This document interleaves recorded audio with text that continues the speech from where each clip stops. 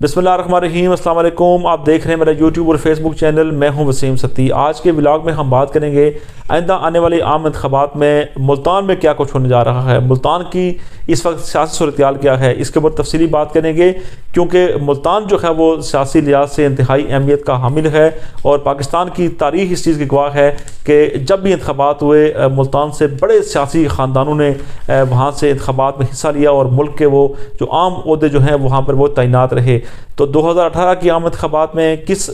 سیاسی جماعت کے کس امیدوار نے وہاں سے کامیابی حاصل کی تھی، کتنے ووٹ لیے تھے، یہ بھی آپ کو تفصیلی بتائیں گے، اور اس کے ساتھ ساتھ بتائیں گے کہ آئندہ آنے والے جو عام انتخابات ہیں اس میں جو ہے وہ کس کا پلڑا اس وقت بھاری ہے، اور ملتان کے اندر اس وقت کیا ہو رہا ہے، کون سی سیاسی جماعت کیا سوچ رہی ہے، وہاں پر جو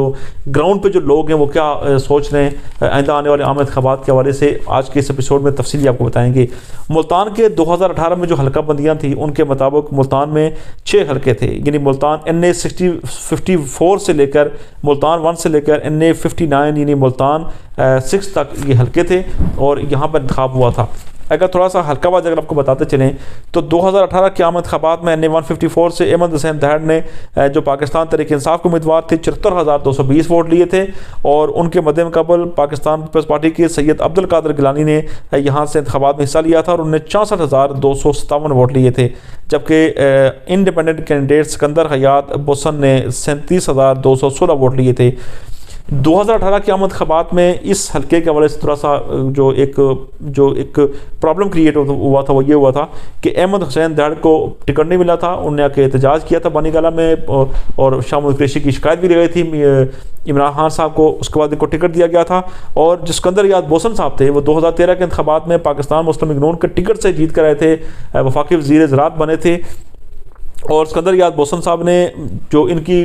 حالات و واقعات کو دیکھتے ہوئے جن کی خواہش تھی سکندر بوسن صاحب کی کہ وہ الیکشن لڑنا چاہ رہے تھے پاکستان تحریک انصاف کے ٹکٹ پر، ان سے شاہ محمود قریشی صاحب نے مکمل طور پر ڈیل بھی کر لی تھی، لیکن جب احمد حسین ڈیڑھ نے جب وہاں پر جب عمران خان صاحب سے بات چیت کی، ان سے اپنے گلے شکوے کیے، تو پھر سکندر یاد بوسن کو پیچھے کر کے احمد حسین کو ٹکٹ دیا گیا تھا، اور یہ وہی احمد حسین ڈیڑھ ہیں کہ جب ایک مشکل وقت آیا، جب عدم اعتماد کا وقت جب آیا تو احمد حسین ڈہر جو ہیں انہوں نے جو ہے وہ اپنے کپتان کے ساتھ بغاوت کر دی تھی، اور بغاوت کر کے وہ PDM کے ساتھ شامل ہو گئے تھے، انہوں نے اپنے کپتان کو دھوکہ دے دیا تھا۔ تو یہ اس حلقے کی صورتحال تھی۔ اس بار پھر یہ مسلم لیگ نون کے ٹکٹ پر الیکشن لڑنے جا رہے ہیں 150 اس نئے حلقے سے، اور جو حلقہ ہوگا تو وہاں پر اس وقت پوزیشن یہ ہے کہ لوگ احمد حسین ڈیر کو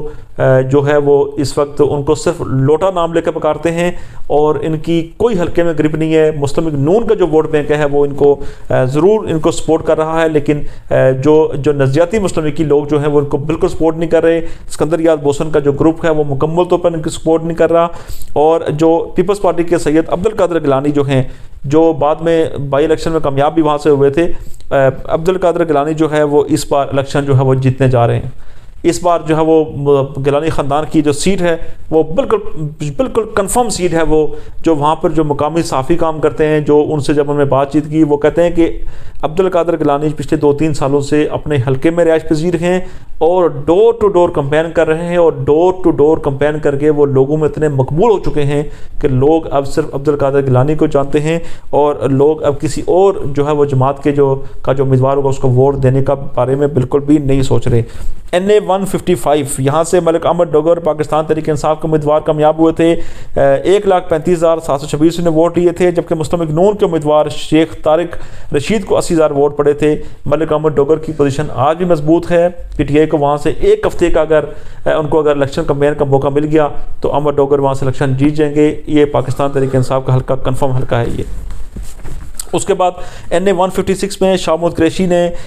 وہاں سے کامیابی حاصل کی تھی، ان کے 1,16,000 ووٹ تھے، جبکہ ان کے مقابلے میں سید عامر سعید انصاری جو تھے ان کے 84,000 ووٹ تھے۔ عامر انصاری صاحب کی پوزیشن آج بھی کمزور ہے اور شاہ محمود قریشی کی پوزیشن آج بھی مضبوط ہے۔ اس سیٹ پر ان کی بیٹی حصہ لیتی ہیں، شاہ محمود قریشی خود آتے ہیں، یا زین قریشی اس سیٹ پہ آ جاتے ہیں، یا کوئی تیسرا آدمی اس سیٹ پہ آ جاتا ہے۔ یہ سیٹ پاکستان تحریک انصاف جیتنے میں کامیاب ہو جائے گی ایزیلی۔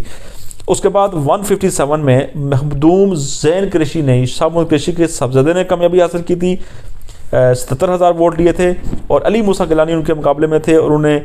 70,000 کے قریب ووٹ لیے تھے، اور ملک عبدالغفار ڈوگر نے 62,000 ووٹ لیے تھے۔ پی ایم ایل این کے جو امیدوار ہیں، یہاں سے بھی اس بار خدشہ یہ ظاہر کیا جا رہا ہے کہ زین قریشی حلقہ چھوڑ کر کسی دوسرے حلقے میں جانے والے ہیں۔ اس کی وجہ یہ ہے کہ یہاں پر گیلانی خاندان کے جو چشم و چراغ جو سپوت جو ہیں وہ اس وقت یہاں پر کافی مقبول ہیں، اور وہ یہاں سے جو ہے وہ جو کامیابی حاصل کرتے ہوئے نظر آ رہے ہیں۔ اس کے بعد NA 158 میں پاکستان تحریک انصاف کے محمد ابراہیم خان نے یہاں سے کامیابی حاصل کی تھی، 83,000 ووٹ لیے تھے۔ سید یوسف رضا گیلانی جو کہ سابق وزیر اعظم تھے اور اس وقت جو ہے وہ سینٹ کے رکن بھی ہیں، انہوں نے 74,000 کے قریب انہیں ووٹ لیے تھے، جبکہ سید جاوید علی شاہ نے جو مسلم لیگ نون کے کینڈیڈیٹ تھے انہیں یہاں سے 73,000 ووٹ لیے تھے۔ اس بار چونکہ پی ٹی آئی کے لیے اتنی آسانیاں نہیں ہیں، اور نہ تو محمد ابراہیم خان صاحب جو ہیں وہ شامود قریشی ہیں، یا وہ زین قریشی ہیں، یا وہ مہر بانو قریشی ہیں، یا وہ ملک ڈوگر جو ہیں وہ ہیں، لہذا اس وقت یوسف رضا گیلانی کی پوزیشن اس ملتان کے حلقے میں سے مضبوط ہے۔ NA 159 میں رانا قاسم نون نے پاکستان تحریک انصاف کے پلیٹ فارم سے یہاں پر الیکشن میں حصہ لیا تھا، یہاں سے کامیابی حاصل کی تھی۔ بعد میں عدم اعتماد کے وقت یہ وہی قاسم نون صاحب ہیں جنہوں نے جو جنوبی پنجاب محاذ کے اندر کام کر رہے تھے، اور اس کے بعد انہوں نے عدم اعتماد کے وقت انہوں نے مسلم لیگ نون کی حمایت کی تھی، اور اس بار وہ مسلم لیگ نون کے ٹکٹ پر الیکشن لڑ رہے ہیں، جبکہ محمد ذوالقرنین بخاری صاحب جو مسلم لیگ نون کے کینڈیڈیٹ تھے انہوں نے یہاں سے 99,000 ووٹ لیے تھے۔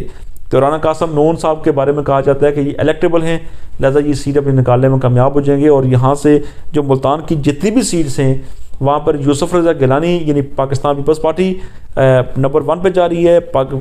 پاکستان تحریک انصاف نمبر 2 پہ، اور اس کے بعد مسلم لیگ نون کو یہاں سے ایک سیٹ ملنے کے چانسز ہیں، وہ بھی رانا قاسم نون والی۔ یہ یہاں کی پوزیشن ہے، اور اختلافات جو مسلم لیگ نون کے اندر اس وقت بہت ہیں ٹکٹس کو لے کر، کافی لڑائی چل رہی ہے۔ عبدالحمید ارائیں بھی الیکشن لڑنا چاہ رہے ہیں سابقہ جو تھے، اس کے بعد رانا محمود الحسن بھی ٹکٹ یہاں پہ لینا چاہ رہے ہیں، اور اس کے بعد جو ہے وہ محمد علی ڈیر کا جو حلقہ ہے وہاں پر بھی کافی گلے شکوے کیے جا رہے ہیں۔ اس کے بعد رانا قاسم نون کے حلقے پر بھی جو امیدوار تھے انہوں نے 1 لاکھ ووٹ لیا تھا، 99,000 اینڈ سم تھنگ ووٹ ان کے تھے، وہ بھی جو ہے وہ کافی اعتراض کر رہے ہیں سب لوگ کہ یہ کام جو ہونے جا رہا ہے یہ کام صحیح نہیں ہے۔ اپنی جماعت کے جن لوگوں نے اپنی جماعت کے ساتھ سٹینڈ کیا تھا ان کو ٹکٹ ملنا چاہیے، لیکن ٹکٹ اب جو ہے وہ ملک ایمن ڈیر کو مل چکا ہے۔ اس وجہ سے مسلم لیگ نون یہاں سے انتخابات میں کوئی خاطر ہوا کوئی نتائج دینے کی پوزیشن میں اس وقت بالکل نظر نہیں آ رہی۔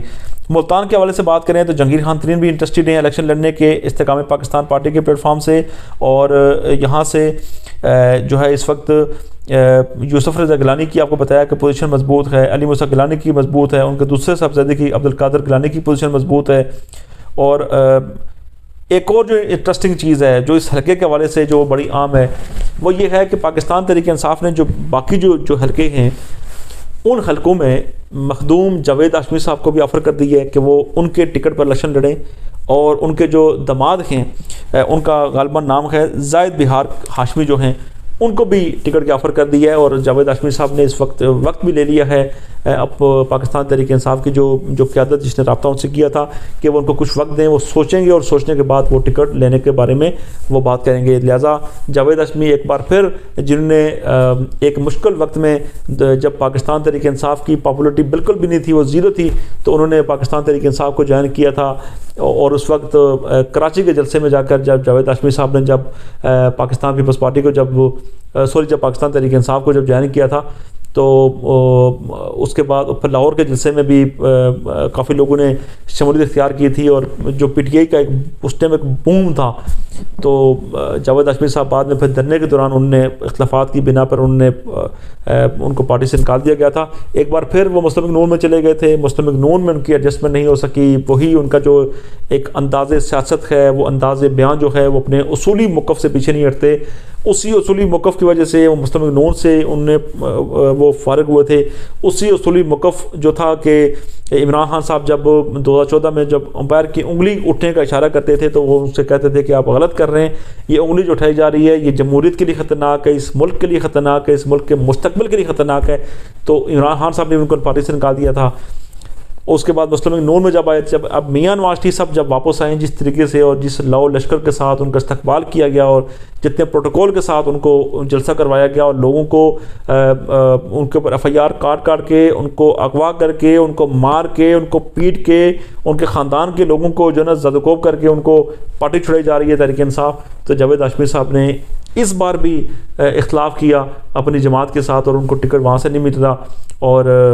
ایک بار پھر تحریک انصاف کی جو ہے وہ اس کے پاس جانے والے عمران خان صاحب کے پاس۔ تو بہرحال دیکھتے ہیں کہ وہ فیصلہ کرتے ہیں کہ نہیں کرتے، لیکن ان کو آفر ہو چکی ہے۔ یہ ہے جی ملتان کی سیاست اور پاکستان پیپلز پارٹی کا ریوائول دوبارہ ملتان میں ہوتا ہوا ایک بار پھر نظر آ رہا ہے۔ مسلم لیگ نون کو